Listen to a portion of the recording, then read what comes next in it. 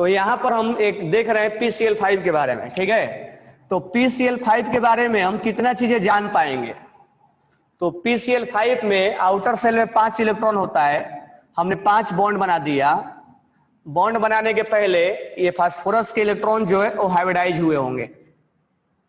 इसका हाइब्रिडेशन कितना हो गया, तो हम स्टेरिक नंबर काउंट करेंगे 1 2 3 4 5। ये हो गया sp3d। और d में कौन सा यूज होता है, dz²। ज्योमेट्री क्या होगा, ट्रायगोनल बाई पिरामिडल। ये 3D में होता है। जहां मैंने टिक किया वो अपने आप में एक क्वेश्चन है। 120 डिग्री का 3 एंगल बनेंगे और 90 डिग्री का 6 बनेगा। ये जो इक्वेटोरियल है, जिसको मैं ब्लू पेन से लिख रहा हूं, ये इक्वेटोरियल है। ये आपस में इनका बॉन्ड लेंथ इक्वल होता है। और ये एक्सियल है, एक्सियल मतलब निकला हुआ ऐसे, ये आपस में इक्वल होते हैं। और एक्सियल जो होता है उसका बॉन्ड लेंथ ज्यादा होता है। अगर मैं यहां x लिख दूं और यहां y लिख दूं तो मैं लिखूंगा x bond length is larger than y। Bond length अगर मैं बोलूंगा कि ये बॉन्ड लेंथ ज्यादा बड़ा है या ये, तो हम बोलेंगे एक्सियल वाला बड़ा है।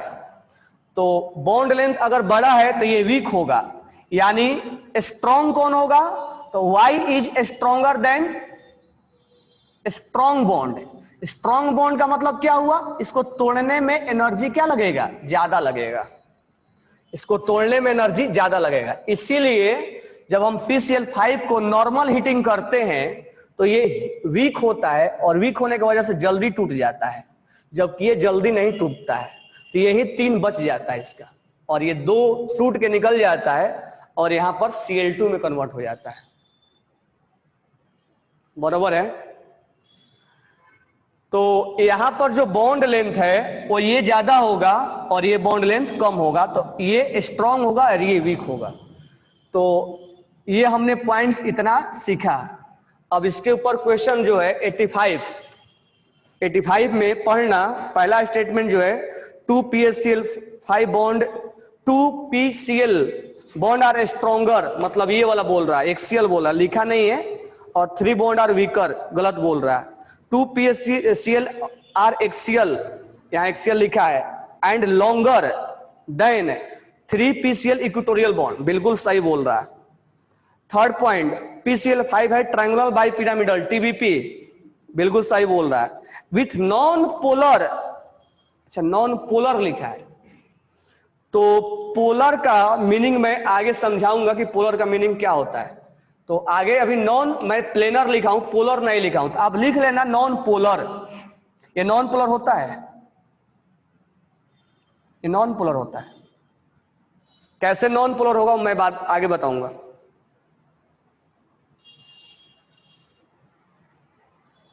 ठीक है, तो इसमें कौन सा आंसर हो जाएगा,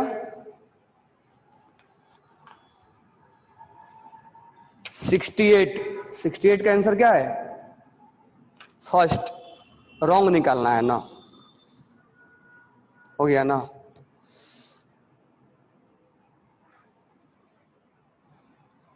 एक क्वेश्चन लिख के अभी मत सेंड करो, इसलिए कि मैं अभी डाउट नहीं ले रहा हूं, थ्योरी पार्ट पढ़ा रहा हूं। कैसे थ्योरी पढ़ाऊंगा तो कैसे क्वेश्चन टच करोगे, ठीक है। तो अभी डाउट मैं लूंगा अलग से, मैं अभी ज्यादा फोकस ये कर रहा हूं कि मैं थ्योरी ही पढ़ा रहा हूं, बट क्वेश्चन के साथ पढ़ा रहा हूं।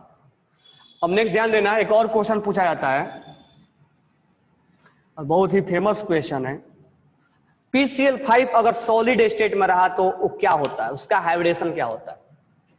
PCl5 अगर सॉलिड लिख दिया जाए, सॉलिड, तो लिख लेना PCl5 अगर सॉलिड रहा तो ये 2 पार्ट में एग्जिस्ट करता है, एक PCl4 और यहां प्लस होता है, ये ऐसे एग्जिस्ट करता है। और ये दूसरा जो पार्ट होता है इसका, वो होता है PCl6 और ये होता है माइनस। जब PCl5 अगर यहां पर सॉलिड स्टेट में रहा, अगर नॉर्मल दिया जाए PCl5 तो हम इसका हाइब्रिडेशन बोलेंगे sp3d। लेकिन अगर सॉलिड लिख दिया जाए क्वेश्चन चेंज हो जाएगा। अब ये इस फॉर्म में एग्जिस्ट करेगा। अब मुझे बताओ दोनों में फास्फोरस का हाइब्रिडेशन बताओ, दोनों में फास्फोरस का हाइब्रिडेशन बताओ। और ये लिखते चलना सारे, जितने भी बोर्ड पे लिखवा रहा हूं, दोनों में फास्फोरस का हाइब्रिडेशन बताओ क्या होगा। तो हाइब्रिडेशन बताने के पहले हम क्या कर लेंगे, बॉन्ड बना लेंगे। फास्फोरस पे लगा दो प्लस। मुझे बताओ कि फास्फोरस पे प्लस लगाओगे तो क्या बन जाएगा, सिलिकॉन बन जाएगा कि नहीं बन जाएगा, बनेगा कि नहीं बनेगा। फास्फोरस से प्लस लगाओगे तो सिलिकॉन बनेगा ना, BCNOF, aluminium, silicon, phosphorus, sulphur, chlorine. Phosphorus से प्लस लगाओगे तो सिलिकॉन बन जाएगा। अब सिलिकॉन कितना बॉन्ड बनाएगा, 4 बॉन्ड, क्योंकि ये कार्बन फैमिली का है, तो यहां 4 बॉन्ड बना देना है। क्या कोई लोन पेयर बचा क्या, नहीं। तो फास्फोरस पे अभी आपसे पूछा जाएगा कि फॉर्मल चार्ज क्या है, तो आप बता भी सकते हो +1000।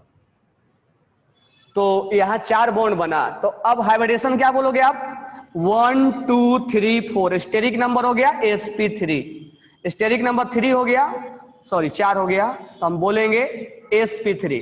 ज्योमेट्री क्या बोलोगे, कोई लोन पेयर नहीं है तो हम टेट्राहाइड्रल बोल देंगे, टेट्राहेड्रल। अभी मैं टेट्राहाइड्रल को थोड़ा आपको बता के दिखाऊंगा कैसा होता है टेट्राहाइड्रल, ठीक है, अभी बता के दिखा रहा हूं। और ये क्या होगा, 3D में होगा, क्या होगा, 3D में होगा। और बॉन्ड एंगल के अगर बारे में हम बात करें, ये वाला, ये वाला, ये वाला और ये वाला, तो बॉन्ड एंगल के बारे में बात करें तो ऑल बॉन्ड एंगल 109.28 डिग्री होता है। सारे बॉन्ड एंगल इक्वल होते हैं। अच्छा, लेंथ भी इक्वल होता है, इसमें मत सोचना कि लेंथ अलग अलग होता है क्या। तो सारे P और Cl का बॉन्ड लेंथ जो होता है वो इक्वल होता है, बॉन्ड लेंथ जो होता है वो इक्वल होता है। इसी में नहीं, और कोई भी टेट्राहाइड्रल बना तो उसका बॉन्ड लेंथ इक्वल होगा। एक्सियल और इक्वेटोरियल में बॉन्ड लेंथ अलग आते हैं, वो भी केवल किसमें, पेंटागोनल बाइपिरामिडल में, और सॉरी ट्राइगोनल बाइपिरामिडल और पेंटागोनल बाइपिरामिडल में, ऑक्टा में नहीं आता है। तो इसके बारे में आपसे क्वेश्चन पूछा जाएगा, पहला हाइब्रिडेशन, दूसरा ज्योमेट्री, तीसरा प्लेनर है कि नॉन प्लेनर है, तो हम बोलेंगे नॉन प्लेनर है, नॉन प्लेनर है।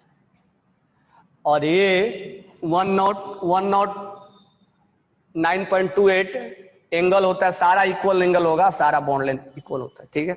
अब थोड़ा सा हम ध्यान देते हैं कि ये एक्चुअल में टेट्राहाइड्रल होता कैसा है। तो देखो टेट्राहाइड्रल ऐसा होगा, एक पेन लेना हमने, एक पेन ऐसे लिया हमने, दोनों बिल्कुल ऐसे साथ में रखने हैं, दोनों ऐसे आपको प्लेन में रखने हैं, ऐसे एकदम बिल्कुल ऐसे रखना है।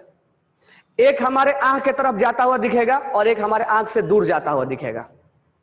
एक हमारे आंख के तरफ जा रहा है, ये वाला, ये मान लेते हैं आंख के तरफ जा रहा है, और एक हमारे आंख से दूर जाता हुआ दिख रहा है। ये दोनों ऐसे बनाना है प्लेन में, ये दोनों एकदम बिल्कुल प्लेन में बनाना है। बीच में मान लेते हैं एटम है, एक एटम, 2 एटम, एक आंख के सामने जा रहा है और एक आंख से दूर जा रहा है। ये है tetrahedral, this one is tetrahedral. कैसे भी घुमा लो ये 3D में दिखता है, तो यही है हमारा टेट्राहाइड्रल, ऐसे दिखता है हमारा। ये बीच में एक एटम, 2 एटम बिल्कुल प्लेन में होगा, और ये आंख के तरफ जाएगा और ये आंख से दूर जा रहा है, बरोबर है। आगे चल के मैं केमिस्ट्री में इसको ऐसे दिखाऊंगा, जैसे मान लो CCl4 है, बरोबर है। CCl4 में 4 बॉन्ड बना है, 4 बॉन्ड हमने बना दिया, स्टेरिक नंबर 4 होगा, sp3 होगा। केमिस्ट्री में क्या हम ऐसे आपको ऐसे दिखाएंगे कि ये जो 2 है वो हमारे को बिल्कुल प्लेन में है, और ये आंख से दूर जाता हुआ दिख रहा है, तो हम आंख से जो दूर जाएगा उसको हम डैश लिखते हैं और इसको वेज लिखते हैं।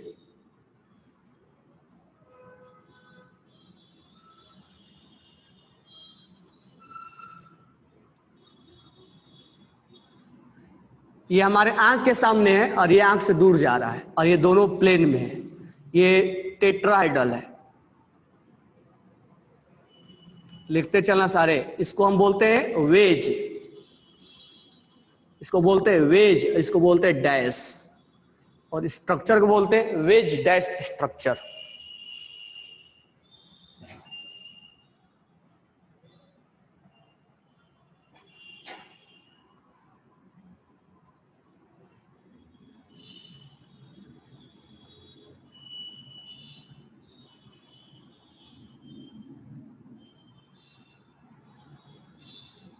ये ऑर्गेनिक में फ्रीक्वेंटली यूज होगा, और सारा बॉन्ड एंगल एक होता है। मैं इसलिए बता रहा हूं क्योंकि जब पोलर और नॉन पोलर पढ़ाऊंगा तो ऐसा ही हमें चीजें एनालिसिस करना पड़ेगा, व्यू देखना पड़ेगा, चीजें हमें दिखना चाहिए कि हाँ स्ट्रक्चर ऐसा है। बिना स्ट्रक्चर देखे आगे हम जो प्लेनर और नॉन प्लेनर पढ़ाएंगे, पोलर और नॉन पोलर, वो नहीं समझ में आएगा। फिर तो हमें चीजें दिखना चाहिए। तो ये चीजें समझ में आ गया। तो PCl5 सॉलिड स्टेट वाला हटा दे रहा हूं मैं। अब वहां बात करेंगे हम किसका, PCl6 का। अब फास्फोरस पे लगा दो माइनस, क्या बन जाएगा, सल्फर बनेगा कि नहीं बनेगा। अब सल्फर कितना बॉन्ड बनाता है, 6 बॉन्ड।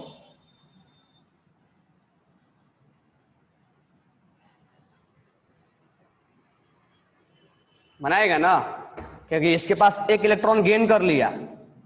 अच्छा थोड़ा सा बैकग्राउंड में जाना है तो कैसे जा सकते हैं हम। फास्फोरस के आउटर सेल में 2 इलेक्ट्रॉन और यहाँ 3 इलेक्ट्रॉन होता है। फास्फोरस के इलेक्ट्रॉन जंप कर सकता है, हाँ जंप करेगा डी में, जंप करके यहाँ जाएगा। अभी कितना इलेक्ट्रॉन है इसके पास, 5 इलेक्ट्रॉन है। लेकिन फास्फोरस को बनाना है कितना बॉन्ड, 6 बॉन्ड। तो यहाँ माइनस लगा हुआ है तो माइनस यहाँ लिख देंगे। माइनस का मतलब 1 इलेक्ट्रॉन और इसके पास आ गया, यानी इसीलिए सल्फर का रूप ले लेता है ये।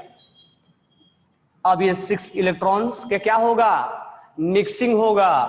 पहले बॉन्ड नहीं बनेगा ये। अब फास्फोरस के पास 5 इलेक्ट्रॉन नहीं रहा, फास्फोरस के पास 1 2 3 4 5 तो था। माइनस आते ही 1 इलेक्ट्रॉन गेन कर लिया इसने, तब इसके 6 हो गए। और ये S और ये P P P और ये D और ये D आपस में क्या हो जाएंगे, मिक्स हो जाएगा। तो पहले मिक्स हो जाएगा, तो मिक्स होने के बाद हाइब्रिडेशन क्या होगा, sp3d2। ये अगर बैकग्राउंड में जानो तो बेटर है, अदरवाइज बॉन्ड बनाओ आप और बॉन्ड बना के डायरेक्ट चेक कर लो। 6 बॉन्ड बनाया, स्टेरिक नंबर कितना होता है, 6। तो हम स्टेरिक नंबर से बार बार देखते हैं 1 2 3 4 5 6। तो स्टेरिक नंबर 6 हो जाएगा, तो हाइब्रिडेशन हो जाएगा sp3d2। 3 1 4 और 2 6। या तो तुम ऐसे समझो, ऐसे इसलिए समझो कि कोई क्वेश्चन अगर कंसेप्ट बेस पे आए तो चीजों को हम बता सके। और ऐसे फास्ट करने के लिए हम कर रहे हैं कि हम कैसे फास्ट बना सके, स्टेरिक नंबर काउंट करके और हम उसका हाइब्रिडेशन बता रहे हैं। और ऐसे थोड़ा सा विजुअलाइज करने के लिए कि इंटरनली वो हो क्या रहा है। अब यहां से हमसे पूछा जाए डी कौन सा यूज हुआ, तो तुम बताओ यहाँ डी दोनों कौन सा यूज होगा। यहाँ जो डी यूज हुआ है 2 ऑर्बिटल्स, डी में 5 ऑर्बिटल्स होते हैं, तो यहाँ डी कौन सा यूज हुआ है आपसे पूछा जाएगा। एक डी जेड स्क्वायर यूज होगा, दूसरा क्या यूज होगा, दूसरा यूज होगा आपसे D X square Y square. ठीक है, तो यहां पर डी जेड स्क्वायर यूज होगा और D X square Y square use होगा। तो इस चीज को लिख लेना, स्टार लगा लेना। कई बार क्वेश्चन पूछा है एग्जाम में कि डी कौन सा यूज होता है। ठीक है, तो यहां पर हाइब्रिडेशन जो हो गया वो आपका 1 2 3 4 5 6 हो गया। लोन पेयर नहीं है तो हम क्या क्या लिखेंगे, लोन पेयर जब नहीं है तो हम इसके बारे में क्या क्या लिख देंगे। हाइब्रिडेशन हमारा हो गया sp3d2, sp3d2 और ये d, ये दोनों यूज हुआ है। अब हम बात करेंगे बॉन्ड एंगल का। तो 6 है ना, 6 क्या बनाता है, ऑक्टाहाइड्रल, ऑक्टाहेड्रल बनाता है। और ऑक्टाहेड्रल का मतलब मीनिंग बता दिया मैंने, स्क्वायर बाई प्लेनर से समझना है। 1 बॉन्ड 2 बॉन्ड। अच्छा इसको मैं थोड़ा बना भी दे रहा हूं ताकि समझ में आए कि ऑक्टाहेड्रल कैसे बना है। यहां मैं बना रहा हूं P, एक bond, 2 bond, 3 bond, 4 bond, Cl Cl Cl Cl, ये बन गया हमारा स्क्वायर जिसमें 90 डिग्री 90 डिग्री 90 डिग्री 90 डिग्री का एंगल आया। एक यहां पर होगा तो मैं उसको लिख नहीं सकता हूं, तो मैं उसको यहां लिख रहा हूं और यहां मैं लिख रहा हूं। ध्यान रखना इसमें 90 डिग्री का 12 आएगा एंगल और इसको ऑक्टाहेड्रल बोलते हैं। और ये बॉन्ड लेंथ और ये बॉन्ड लेंथ इक्वल होता है एक्सियल में। ऐसा क्यों, तो मैं बताया था। अब तुम्हें दिख रहा होगा ऐसे ना, ये दिख रहा है ना स्क्वायर है। अब मैं देखो उल्टा कर दे रहा हूं इसको, इसी तुम अब इसको पकड़ लो, इसको पकड़ लो। अब देखो ये एक्सियल बन गया। इससे पहले मैं इसको एक्सियल माना था, अब ये एक्सियल बन गया, ये स्क्वायर बना दिया हमने। इसमें 8 फेस इक्वल होते, कहीं से बना दोगे तो ये बन जाता है एक जैसा। इसीलिए इसमें हम एक्सियल इक्वेटोरियल नहीं होता है, all PCl bond are equal. ये सब डेप्थ में पूछा जाता है आपसे। All PCl bond length are equal, all PCl bond length are equal, all PCl bond length are equal. तो ये देख के समझ में आना चाहिए, ये नहीं कि हर कंपाउंड के लिए मैं नहीं लिखवाऊंगा कि ये कंपाउंड को लिखवाओ आप, नहीं। आप जब उसमें डायग्राम बनाओगे तब समझ में आएगा कि इसमें एक्सियल इक्वेटोरियल एक ही होता है, तब आपको बॉन्ड लेंथ समझ में आ जाएगा कि हाँ, मैं एक आपको बस व्यू दिखा रहा हूं कि हाँ यहां पर ऐसा लिया जाएगा। ये नहीं कि मैं हर कंपाउंड के लिए बना के दिखाऊंगा, नहीं, वो आप वहीं से विजुअलाइज करोगे। तो बॉन्ड लेंथ इसमें भी इक्वल होता है, ध्यान रखना। टेट्राहाइड्रल में इक्वल होता है, कहां नहीं होगा, पेंटागोनल बाइपिरामिडल में और ट्राइगोनल बाइपिरामिडल में, इसमें नहीं होता। इसीलिए इसको स्क्वायर बाइपिरामिडल नहीं बोला गया कि बाइपिरामिडल में जो एक्सियल होता है वो लेंथ अलग हो जाता है, इसीलिए इसको स्क्वायर बाइपिरामिडल नहीं बोला गया, क्योंकि इसमें एक्सियल वाला लेंथ अलग हो जाता है। अगर अलग नहीं है तो फिर पिरामिडल क्यों, इसलिए इसको ऑक्टाहाइड्रल का नाम दे दिया गया है। ठीक है, तो हमने हाइब्रिडेशन निकाल लिया, ज्योमेट्री निकाल लिया, बॉन्ड एंगल निकाल लिया, बॉन्ड लेंथ निकाल लिया, इसके बारे में इतना चीजें हमने इसमें जाना। ठीक है, तो लिख लेना, क्या लिखोगे, PCl5 सॉलिड में हाइब्रिडेशन क्या होगा। अब मैं इधर हटा रहा हूं, तो नॉर्मल केस में अगर थोड़ा सा और आगे जाओगे, डेप्थ में जाओगे आप, तो नॉर्मल केस में PCl5 का हाइब्रिडेशन जो होता है वो sp3 होता है, sp3d होता है। और अगर ऐसे लिख के दिया सॉलिड, तो आप बोलोगे इसका दो हाइब्रिडेशन एग्जिस्ट करेगा, एक होगा sp3 और एक होगा sp3d6 है ना, 3 1 4 sp3d2 होगा। ध्यान रखना, ये इंपॉर्टेंट क्वेश्चन है। कहने का मतलब है हमने थ्योरी में आपको पढ़ाया। और बॉन्ड लेंथ के बारे में जहां तक पूछेगा तो आपको कैसे इमेजिन करके बॉन्ड लेंथ का जानकारी दे, रटना नहीं है, हर चीज स्ट्रक्चर को जानना है। ठीक है, अगर sp3d है और sp3d2 है तो इसमें जो d यूज होगा वो dz² यूज होगा, ऑलरेडी एग्जाम में आ चुका है।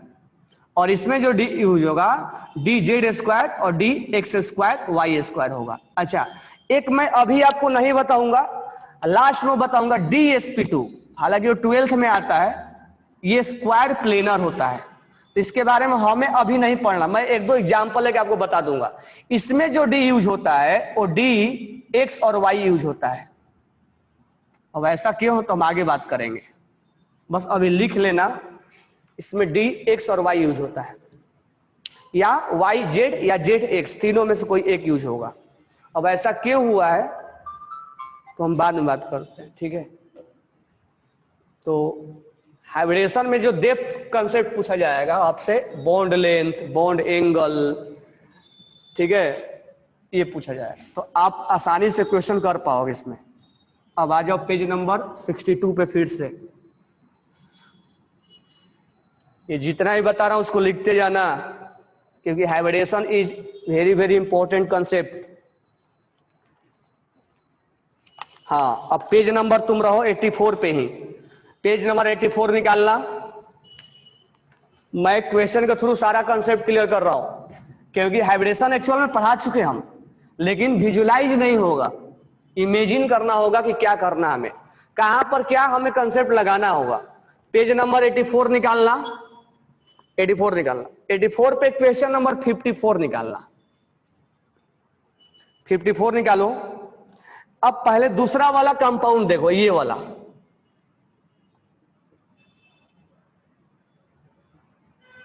ये वाला कंपाउंड देखो आप, और एक और कंपाउंड लिखा हुआ ये वाला N,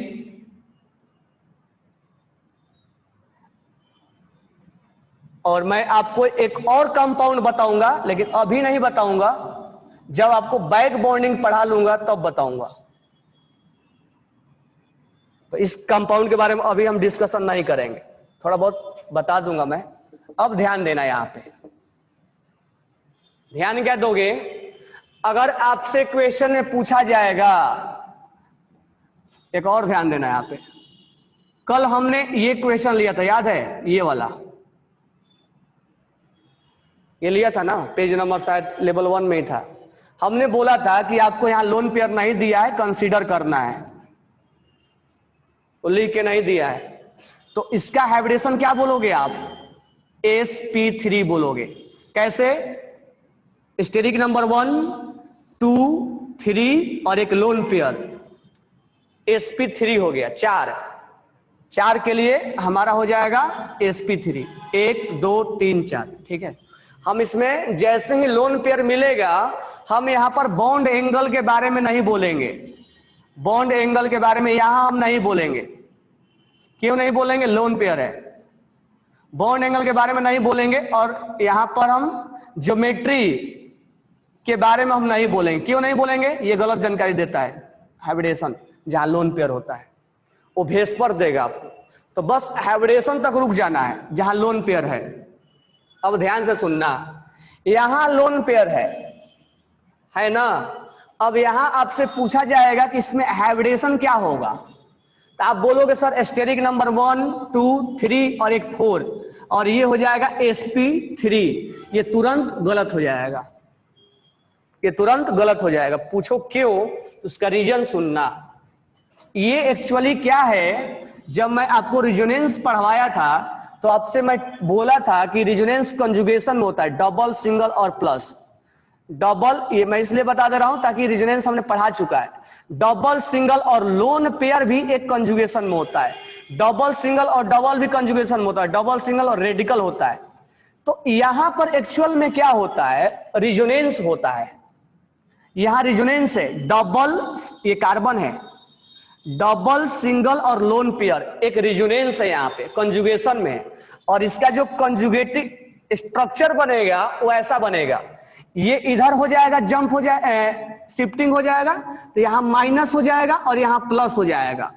इस प्लस में और इस लोन पेयर में बॉन्ड बनेगा, क्योंकि ये खाली हो गया ना इसका लोन पेयर, समझ में आ रहा है ना। यहां प्लस हो गया और ये क्या है, लोन पेयर।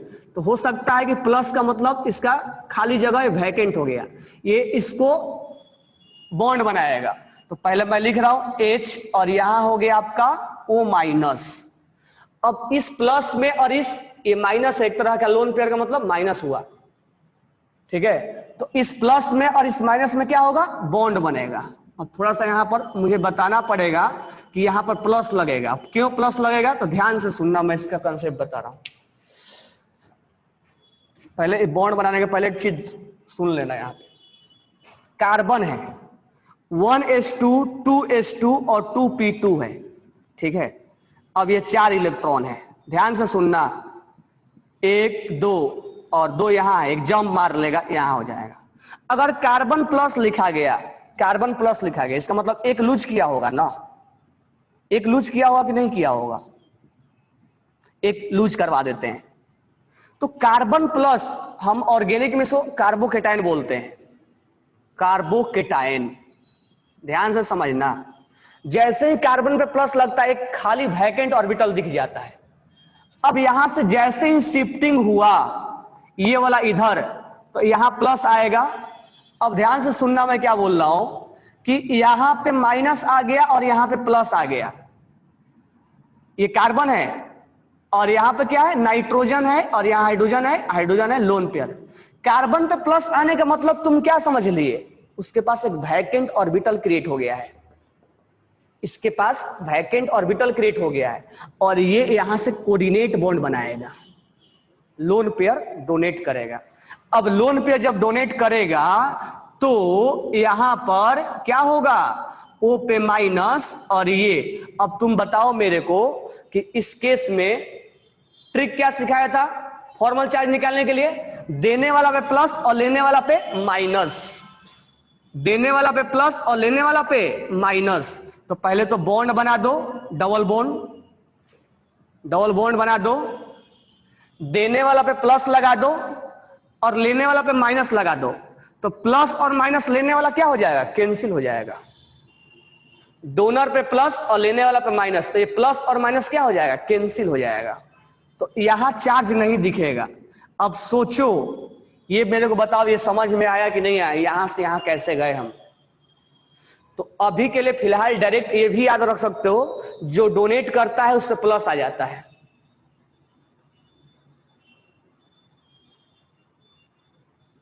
जो डोनेट करता है उसमें क्या आएगा, प्लस आएगा।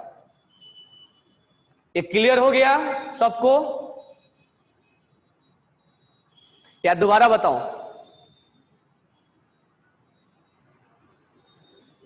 हाँ, मींस रेजोनेंस अफेक्ट हाइब्रिडाइजेशन, ये कहने का मतलब ये है। ओके, रिपीट कर रहा हूं, ध्यान से सुनना, इसमें कुछ है नहीं। अच्छा, ये समझ में आ गया, इसको हटा दूं, ये लिख लिए हो तुम लोग। अगर लोन पेयर कहीं कंसीडर नहीं किया गया होगा तो उसको आप कंसीडर करके हाइब्रिडेशन निकालना। अच्छा, यहां और यहां से मैं क्यों दोनों बताया, यहां का लोन पेयर रेजोनेंस में नहीं है, इसीलिए हाइब्रिडेशन के ऊपर कोई इफेक्ट नहीं पड़ने वाला है। यहां का रेजोनेंस, यहां का लोन पेयर रेजोनेंस में नहीं है, इसलिए कोई इफेक्ट नहीं पड़ने वाला है। लेकिन यहां का लोन पेयर रेजोनेंस में है, इसलिए हाइब्रिडेशन पे कंसेप्ट इफेक्ट पड़ेगा। मैं यही बताना चाह रहा हूं कि यहां के रेजोनेंस, तुम अगर इसका हाइब्रिडेशन तुम बोलोगे sp1 2 3 और 4, sp3, ये गलत हो जाएगा, जबकि यहां पर sp3 बोलना सही है। मैं वही समझा रहा हूं कि यहां सही क्यों है, यहां गलत क्यों है, क्योंकि यहां रेजोनेंस हो रहा है, और रेजोनेंस में हाइब्रिडेशन पे इफेक्ट पड़ता है।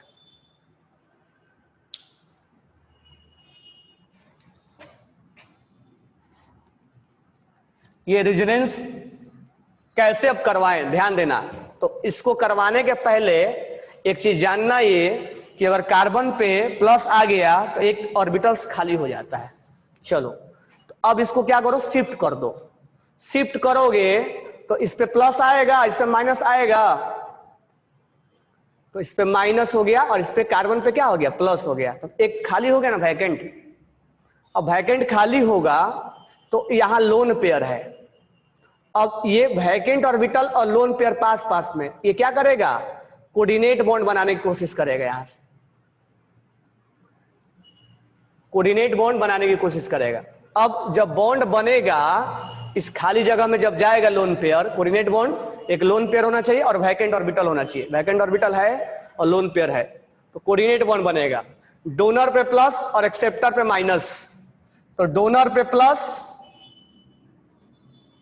प्लस और एक्सेप्टर पे माइनस। तो बताओ मेरे को ये कि ये एक्सेप्टर पे माइनस, तो प्लस माइनस क्या हो गया, कैंसिल, प्लस माइनस कैंसिल हो गया, बॉन्ड मत बना देना वहीं पे। एक ही एटम पे जब प्लस और माइनस रहता है, एक मैंने लॉस किया, एक गेन किया। ऐसे समझो कि एक इलेक्ट्रॉन हमने लॉस किया, जैसे सोडियम ने एक लॉस किया और एक गेन भी कर लिया, तो क्या बन गया, फिर से वही बन गया ना। यानी एक प्लस आना, सोडियम से एक प्लस में आना, और प्लस से एक गेन करके फिर एक गेन करना, फिर वही आ गया। यानी एक एटम पे प्लस आया और माइनस आया तो क्या हो जाते हैं, कैंसिल हो जाते हैं। तो फाइनली हमारा क्या बन चुका है, ये। तो कहने का मतलब ये हुआ कि हमारा फाइनल ये बन गया है, और यहां पर डबल बॉन्ड बन जाएगा, ये वाला बॉन्ड, कोऑर्डिनेट बॉन्ड को हमने कोवैलेंट में ट्रांसफर कर दिया। कौन से लोन पेयर रेजोनेंस करेगा कैसे पता चलेगा कौन सा लोन पेयर, वो जब रेजोनेंस में आएंगे तब हम बताएंगे। बस अभी इतना जानो कि यहां पर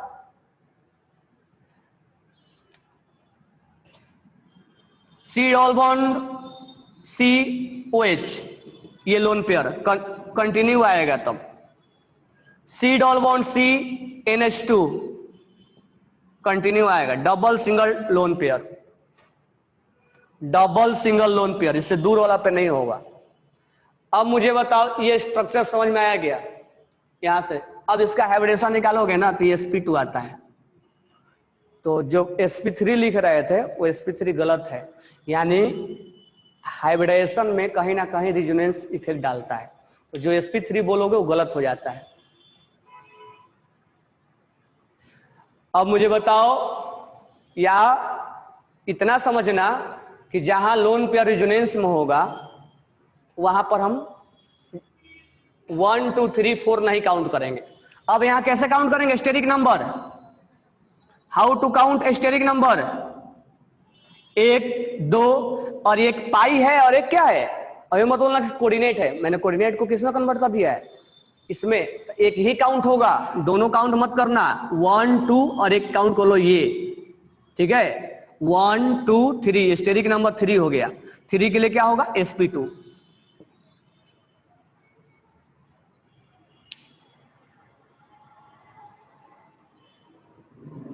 इसका मतलब फाइनल कंक्लूजन हमारा ये निकला कि अगर लोन पेयर रेजोनेंस में है तो वो कंसीडर नहीं होता है।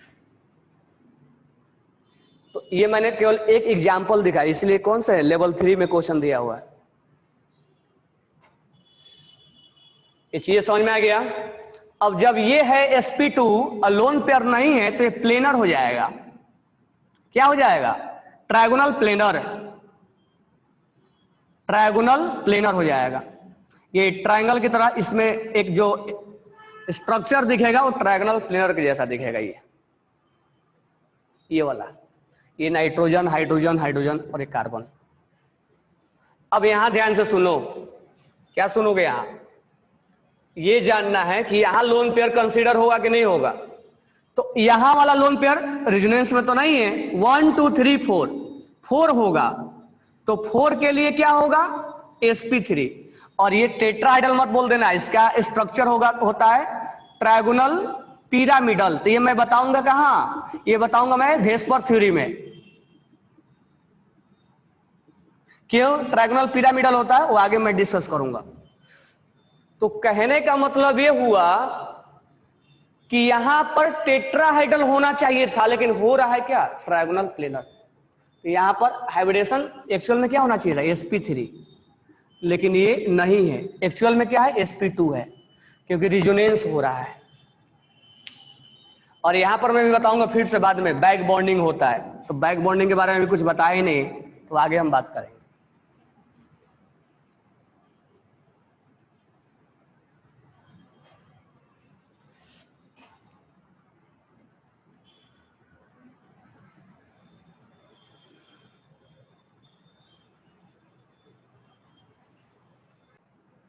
तो हम यहां देखते हैं इथेन में टाइप ऑफ ओवरलैपिंग देख रहे हैं कि इथेन में ओवरलैपिंग का टाइप क्या है। तो पहले हम इथेन का स्ट्रक्चर बनाए और स्टेरिक नंबर हमने काउंट किया। तो स्टेरिक नंबर केवल सिग्मा है, स्टेरिक नंबर में सिग्मा और लोन पेयर काउंट करते हैं, पाई काउंट नहीं करते हैं।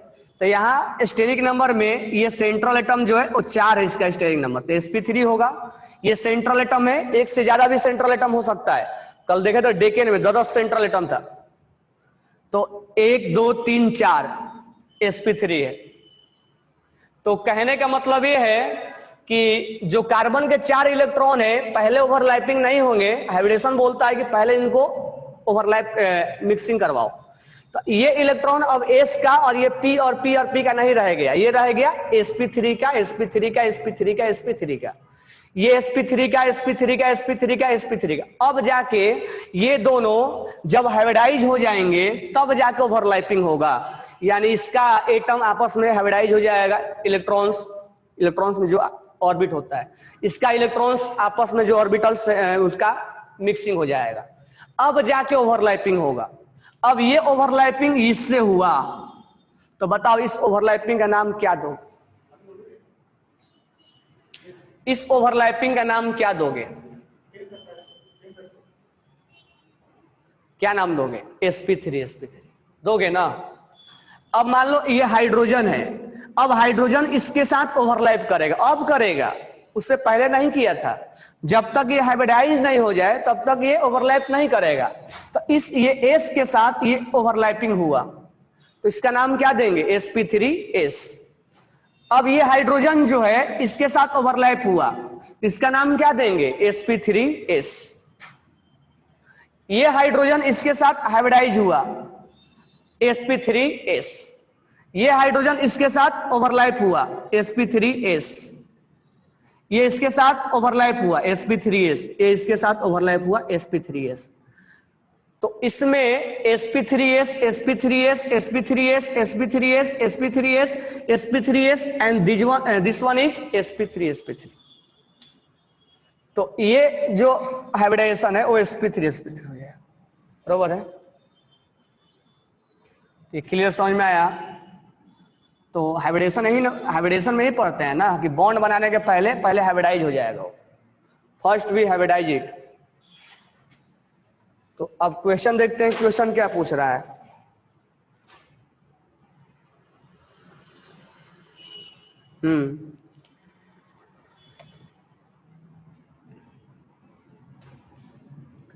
इसमें sp3p नहीं है, एस है। अब दूसरा हम देखते हैं, तो दूसरा बॉन्ड बना लेते हैं। पहले अब डायरेक्ट बना लो बॉन्ड, बार बार थोड़ा सा आप शॉर्टकट में आते हैं। हम पहले बॉन्ड बना लेंगे बॉन्ड। अब देखो इसका हाइब्रिडेशन कितना होगा, तो 4 सिग्मा बनाया है, तो इसका हाइब्रिडेशन बताओ कितना होगा? sp3 होगा। इस कार्बन का हाइब्रिडेशन बताओ कितना होगा?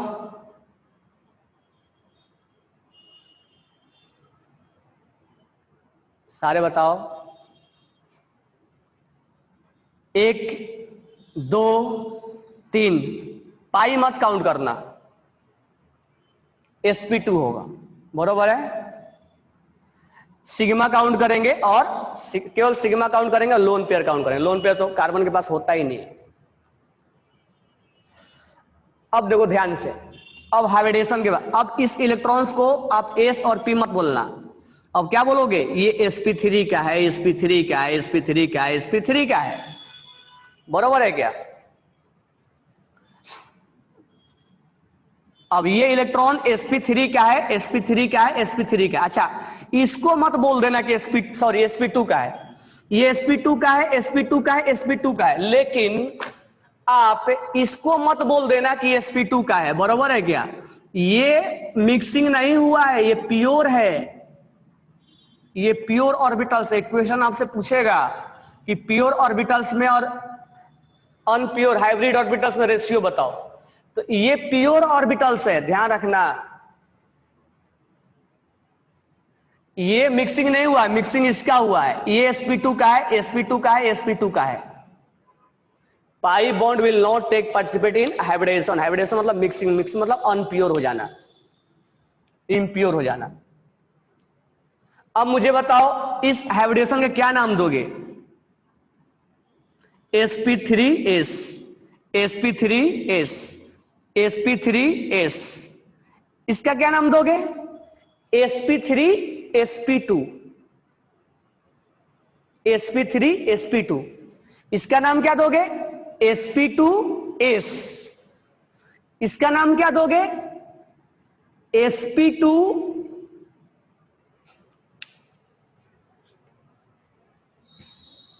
दोगे ना?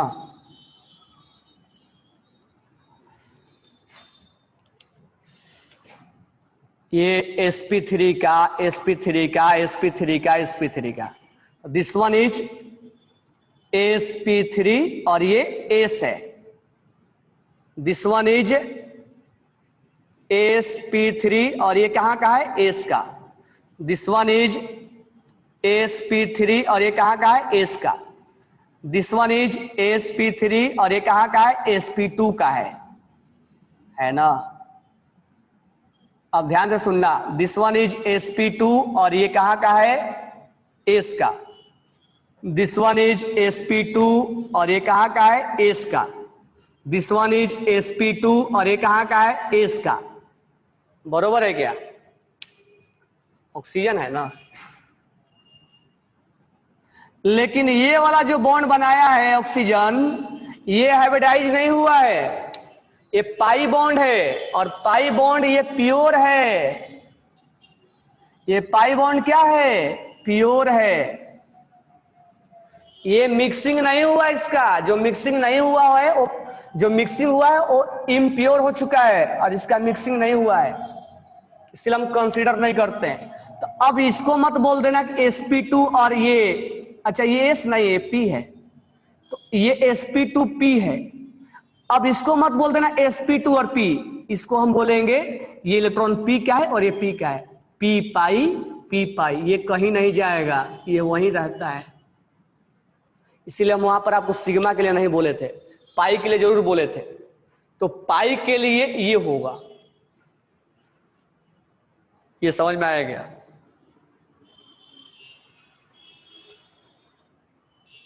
सबको समझ में आया ये। हम आंसर जो पूछा उसका निकालेंगे नहीं, हम कंसेप्ट समझा रहे हैं कि कंसेप्ट क्या हो रहा है। ये क्लियर हुआ। अब मेरे को क्वेश्चन का आंसर निकालने के पहले मेरे को ये बताओ, क्या बताओगे कि यहां पर इस कार्बन के कितने ऑर्बिटल्स हाइब्रिड हुए हैं, मतलब मिक्सिंग हुए हैं, इसका पहले बताओ। ध्यान से सुना कर मैं क्वेश्चन क्या बोल रहा हूं, क्योंकि इस पे क्वेश्चन आपको मिलेगा, उससे सोल्व करना पड़ेगा। इस कार्बन के कितने ऑर्बिटल्स मिक्स हुए हैं, एक आंसर आया, दो आंसर आया, तीन आंसर आया, चार आंसर आया। 4 ऑर्बिटल्स मिक्स हुए हैं। क्या, कौन कौन, ये एस पी, सबको समझ में आ रहा है ना। ये एस पी पी पी क्या हुए, मिक्स हुए। पहले बॉन्ड थोड़े ना बना होगा, बॉन्ड बना होगा क्या, पहले तो ये मिक्स हुआ होगा। तो ये आपस में क्या हुआ होगा, मिक्स हुआ होगा। यानी एक एस और एक पी और एक पी आपस में मिक्स हुए होंगे और sp3 बना होगा। यानी 4 ऑर्बिटल्स, 4 ऑर्बिटल्स मतलब 4 बॉक्स, एक बॉक्स इसका और 3 बॉक्स इसका मिक्स हुए होंगे, 4 बॉक्स मिक्स हुआ होगा। ठीक है, इसका कितना ऑर्बिटल्स मिक्स हुआ होगा, इस कार्बन का, इस कार्बन का कितना ऑर्बिटल्स मिक्स हुआ होगा, इस कार्बन का कितना ऑर्बिटल्स मिक्स हुआ होगा, बताओ जल्दी से। इस कार्बन का कितना ऑर्बिटल्स मिक्स हुआ होगा, 4 की 3।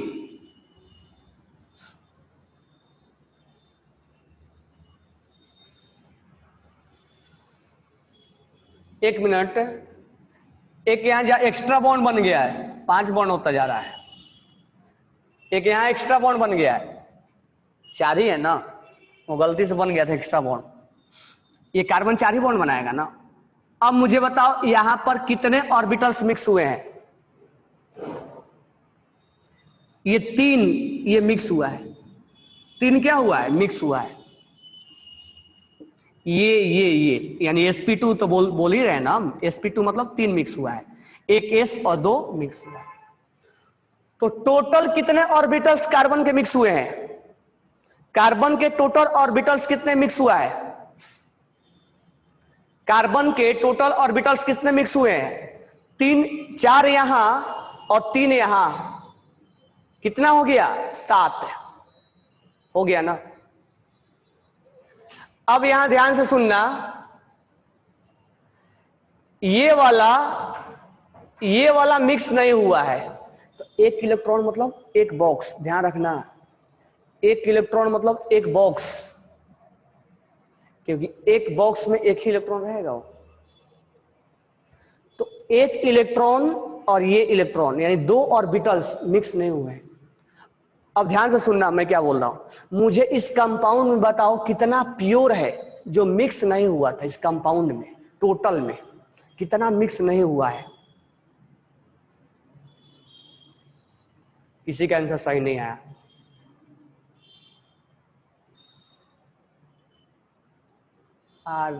आर्या 1 2 3 3 4 5 6 एक पहुंचा हुआ है 5 आर्या के बाद, लेकिन वो भी थोड़ा सा गलती हो गया। देखो क्या ये इलेक्ट्रॉन्स मिक्स हुआ था क्या? तो ओवरलैप हुआ था। ओवरलैप को हम मिक्सिंग नहीं बोलते हैं।